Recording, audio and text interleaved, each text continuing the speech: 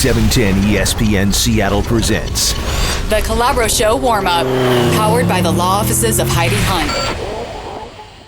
All right, welcome to the warm-up. Kevin Calabro, Jim Moore on a Monday. Plenty to go over today from 3 until 6 o'clock here on 710 ESPN Seattle.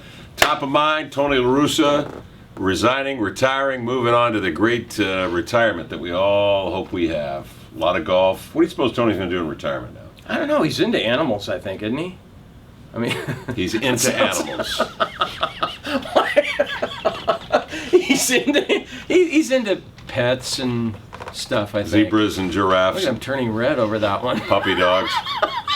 As soon as I said that, yeah. I thought that didn't sound That's right. not going to He's into the well-being of animals. Thank God. He's into the well-being of animals. Thank God it's on the internet. I think if you just Google him, I think it comes up that La Russa's into pets and stuff. So maybe he's going to hang out with his dogs. I don't know. Yeah. But I think it's great that he's going out on top like that. Okay. So I'm Tony, trying to rally now. Okay. I gave you kind of a flat topic to lead off with there. We're coming right back with more football after this.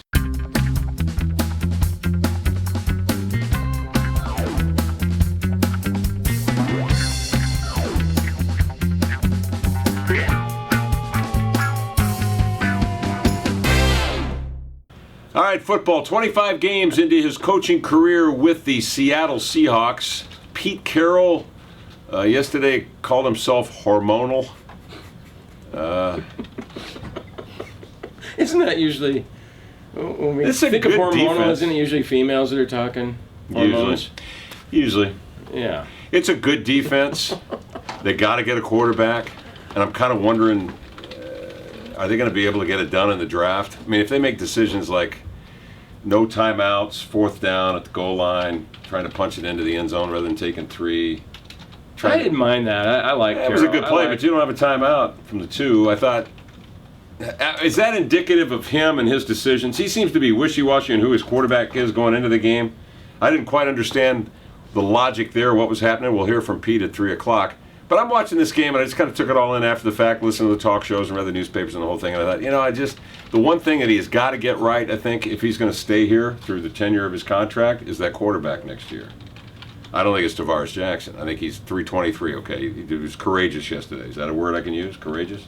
323. He looked okay yesterday against a very good defensive team, the Cincinnati Bengals. He got his numbers, but I don't know. I guess if you put some people around it, gave him a ground game. They had no ground game yesterday. If you were a Bengals fan watching that game, were you sitting there ever in fear that your team was going to lose that lead? I wouldn't have been. No. If I'd been back in Cincinnati, I'd have been watching and going, I'm going to go get another beer and just sit back and watch this. And I never felt, even when it was 20 to... No. How about that when it was 20 to 12? They held them to a field goal. They got within 5 with possession of the ball. They got within 8, so they were still in the game, and they get the ball. They run it out to the 15. I think Taylor Mays made the stop on Washington on that. So he had one good tackle for the O'Day High kid. But then 3 and out. Just boom, like that. Well, they had to punt, and then the game was over when Brandon Tate went... They're within 5 at that point, aren't they?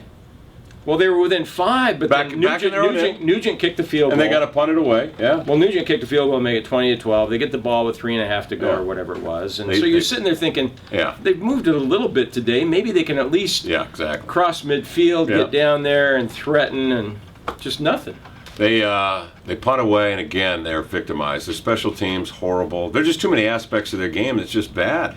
Their defense is good. Their offense, you'd give about a D yesterday, and their special teams flunked again yesterday. It's amazing that Jackson threw for 323 yards. It really is. I was shocked afterwards. It doesn't seem...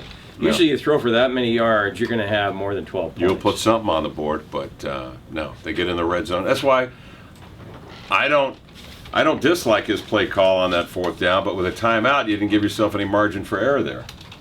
What do you suggest he would have done differently? Well, I suggest maybe you don't call the timeout. Maybe you... I think that was...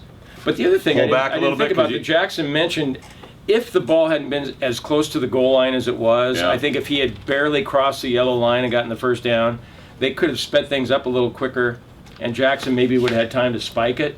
Too many maybe. There's just too many conditions in there. I like the play call, though, although that was a terrific tackle made. That was an ankle tackle on Lynch at the 2-yard line to bring him down short of the goal line. That was a terrific tackle that number 20 of Cincinnati threw in there. That was an outstanding tackle. He went unblocked, though. Other than that, it was a pretty good play. Okay, got a whole bunch of stuff to thrash over today when we join you at 3 o'clock.